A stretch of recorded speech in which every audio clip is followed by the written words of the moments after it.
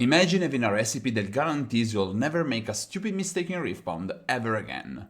Hello everyone, welcome back to the channel. As always, I'm Sol, a former Legends of Runeterra pro player, and for months now I've been fully dedicated to Riftbound and its competitive scene. What we'll talk about in this video isn't really a recipe as much as it is a mental map, a set of core concepts you should always keep in mind when playing any card game. But of course, in this video we'll be focusing specifically on Riftbound. And yes, the vast majority of misplays that don't come from straight up forgetting a trigger, an effect, or a card your opponent might be holding in hand almost always fall into the concepts we are about to go through today. Today we're talking about the three fundamental pillars of any TCG: tempo, value, and score. Now, I know this might sound like basic concepts, things you've probably heard 1,000 times through your card game career and believe you have already mastered from every angle. But trust me, today we're giving them a fresh twist, one that will allow you to understand every single match and every single decision you make from this point forward. I'm willing to bet that just the definition of each of these three pillars will already teach you something you didn't know. So let's start with score. In card games, the score is the measure of how close you are to winning the game, while in Riftbound, the only score-related mechanic you truly need to understand is something called point parity. We talked about this in the previous video, the one where we discussed even and odd decks. If you haven't seen that yet, I strongly recommend catching up on it after this video, it got a lot of positive feedbacks. Or, if you prefer, you might check out my free MetaFi guide where I specifically talk about this mechanic. After putting that concept aside, score is actually the easiest pillar to grasp, although in Riftbound it gets a bit more nuanced because of how Conquer and Old work. But here's the key idea: in card games, only the very last point actually matters. This is crucial. In Riftbound, winning 8-0 isn't any different from winning 8-7, just like in Magic the Gathering, winning at 20 life isn't different from finishing the game on a single point of life. A win is always a win. This leads us to a basic concept that is really important when playing card games. Your opponent's score is a resource, and you should learn to use that to your advantage. More on that later in the video. Let's now talk about value. Value is essentially the measure of how long and how effectively you can keep fighting in a strategic game. Riftbound matches tend to be relatively short, so your goal should be to generate just enough value to win the game. Not more, not less. In most card games there's something we call value cheating, getting more value than you should for the cost you pay. You should always look for opportunities to exploit these and gain an edge over your opponent. Take Teemo for example. Thanks to his legend, for just a single energy point, he can hide Consult the Past, letting you draw 2 cards at just a fraction of the real cost. That's classic value cheating, and it's exactly the kind of play that can swing a match in your favor. Here's another thing that has become clear in Riftbound. There's a value breakpoint around 8 or 9 runes. In fact, cards at that cost tend to offer a way above average power level, and those cards are generally the most important power cards you should be aware of when playing a specific matchup. As for measuring the value your opponent has generated, it's actually quite simple. Look at how many cards they have in hand, how many cards are on board, and how many runes they currently control. If they got more than you, well, chances are you are getting outvalued. Now let's talk about tempo, the measure of how far ahead you are on the game's efficiency curve. Depending on the matchup, it's crucial that you always play at the correct tempo. Falling behind on this curve often leads directly to losing, while being significantly ahead in tempo is one of the clearest paths to victory. Understanding tempo is absolutely essential in any card game, and among the three pillars it's the one that gives you the highest win rate if you truly master it, which of course also makes it the hardest one to grasp. The biggest misconception most players have is thinking that tempo depends only on their own deck. It doesn't. Tempo is entirely relative, and it's defined by the relationship between your deck and your opponents in a specific matchup. Measuring your opponent's tempo by simply guessing how strong their next attack will be when the turn passes is just the basic level. The truth is, tempo tends to be much more complex at higher level of play. Unlike value and score, which by design are purely additive, like adding 2 cards to your hand or adding 2 points to your score, tempo is subtractive. Most tempo generating plays don't only increase your tempo, they actively remove tempo from your opponent's side. Here's an example. Imagine a standard Riftbound match where player 1 plays a unit with 2 might on turn 1, while player 2, having an extra rune available, plays a unit with 3 might on their first turn. This play effectively subtracts tempo from player 1. Why? Because if player 1 uses their 2 might unit to conquer a lane and score a point, they immediately expose that unit of an attack from the 3 might unit on the following turn. At this point, player 1 is forced into a choice on their second turn. Either they don't go for the point, keeping their units safe, preserving value, but effectively losing the tempo granted from playing a turn 1 unit.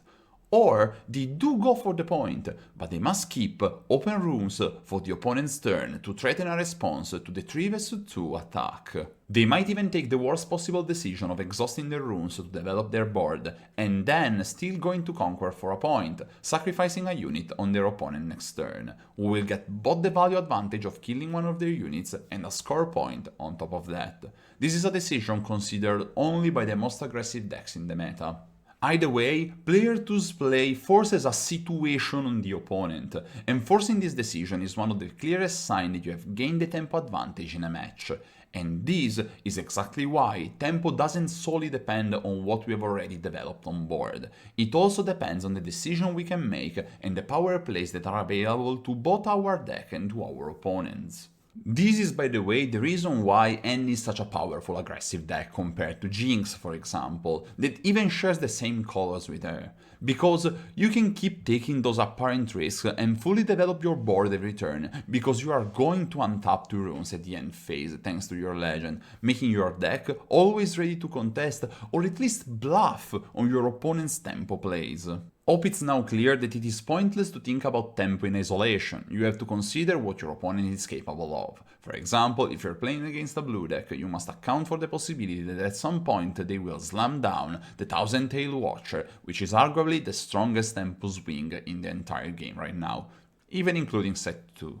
I hope these definitions, along with the examples, are clear, because from this point on we are going to dive into the real heart of the topic, how these 3 pillars actually interact with one another. Let's now take a look at what I like to call the alchemy of TCGs. Tempo and value exist on the same level, both can be accumulated and both can be traded for one another. If you exhaust runes to play a unit in your base, you are spending value to put something on the board that will be ready to fight next turn, which clearly pushes you forward in tempo. On the other hand, you might exhaust those same runes to play a card like Consult the Past, drawing 2 cards and converting the value of a single card into 2 new resources in your hand. But doing that means you are not developing a unit in the board this turn, which sends you backwards on the efficiency curve and therefore backward in tempo. Understanding when you have the space of generating value without losing too much tempo is the key to master your deck, and basically every time that you lose a game with a lot of cards in your hand, you can be almost certain that you could have made a different choice at some turn, with less value, but it would have helped you matching your opponent's tempo. But the biggest difference emerges when we bring score into the equation. Score is final. Once you spend resources to gain score and move closer to winning, those resources are gone forever. Now in terms of value, when you send a unit to a battlefield, it's exposed to attacks and spells that can kill it, representing a potential loss of value, but sometimes that unit survives and comes back, especially if you protect it by keeping your runes and spells ready. In those cases, you have effectively traded just some value for a point of score, which is usually a great trade. However, there's a hidden cost that many players fail to recognize: the tempo cost of exhausting your unit, sending it into a battlefield, and not having it ready for the next turn. Let's return to our previous example. Player 1 played a unit with 2 might, player 2 responded with a unit with 3 might. Assuming player 1 on his turn 2 develops some board and passes, it's the player with the 3 might unit who now faces an important decision. If they send their unit to an open lane to score a point, they are trading the tempo advantage of having a stronger unit for an immediate scored point. And by doing so, they open the door for the opponent, who was objectively behind in tempo, to score on the other lane. Their weaker unit ends up generating the same score as the stronger unit just half a turn later. Can you see how player 1 used player 2's score as a resource? Knowing that if player 2 goes for the point, he won't be winning on the spot gives you the chance to build more tempo in your base and contest on the following turn. You gave up a scored point, but you didn't lose value and you gave up just a bit of tempo. You can do that how many times you want in a game, unless your opponent scores the winning point on their very next turn. I like to call this concept the half tempo advantage, which might sound strange to veteran card game players, but stick with me for a moment. In Riftbound, units not only enter the board exhausted and become ready on your next turn, but after they've done their job of moving into a lane, conquering it, fighting and advancing your score, they also need an additional turn to walk back from the lane to your base before they can provide tempo again. It is also true that when a unit returns ready and is ready on a battlefield, it gives you a point immediately. It's already doing its job in terms of scoring, but the reality is that very often we don't want that point.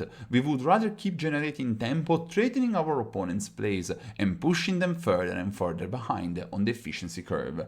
The very curve that gives us a much higher chance of winning the match, comparing to being ahead in score. This is exactly why accelerated units and cards like Deadbloom Predator are extremely powerful. Not only do these cards skip the half tempo delay normally required before a unit can pressure the opponent, but because they come directly from your end, they often generate value as well, taking a positive combat trade on a lane your opponent was holding. And it doesn't end there. Since you have total control on the timing of that combat, it often results in a clean win which converts into score on top of everything else. Now, I know that everything I just explained might sound like an extremely complicated way of saying just play better, but the truth is, if you start filtering every decision you make and every decision you watch others make through the lens of tempo, score and value, the entire game becomes dramatically clearer. So let's look at some examples from the most recent tournament, the Houston Regional Qualifier. Let's start with this clip where the Victor's player makes a pretty blatant mistake. And let me be clear, I don't think these players are bad at all. Their entire match was pretty good to watch. Here we have a strong Rex play, cleaning up the opponent's Poro. Our opponent has no runes available, which means everything we do here will land uncontested. We secure the Conquer, guaranteeing our 6th point, which is huge, putting us into lethal range.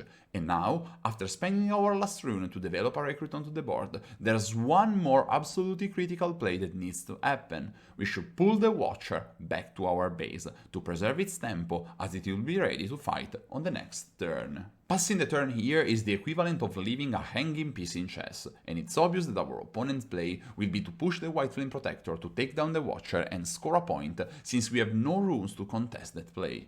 Even the commentators get this wrong, suggesting that the Watcher was intentionally left there to give the Mastery players flexibility within the two lanes.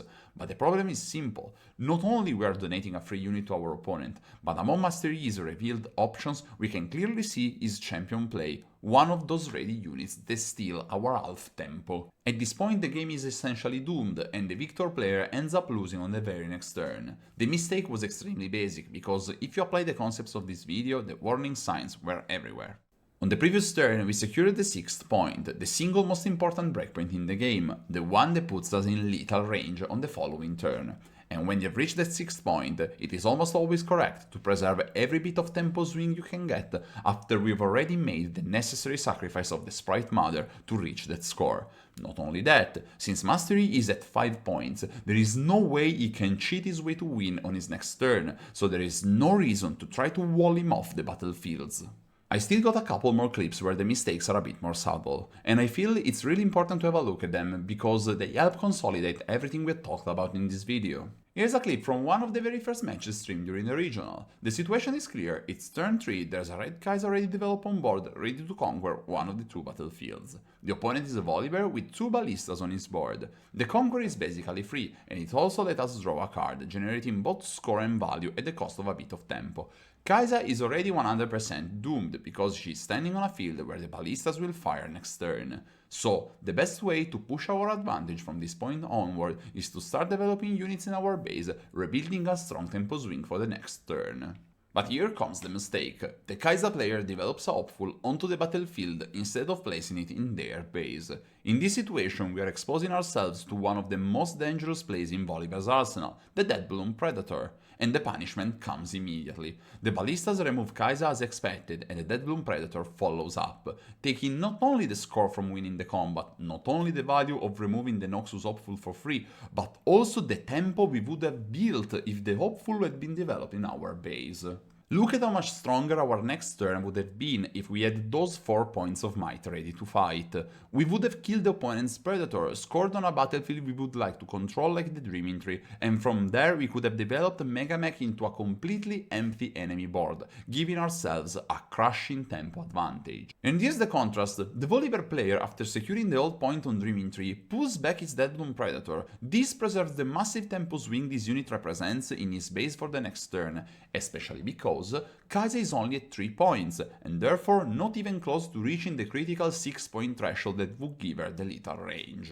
Needless to say, this sequence was the turning point of the match and ultimately secured the win for the Volibear player. Let's move on to the final clip for today. A Ride the Wind has just saved our Kai'Sa from being engaged by a predator. Kai'Sa returns to base, and now it's our turn to play. The situation doesn't look great, but thankfully our deck is equipped with a very powerful tech card, Vayne.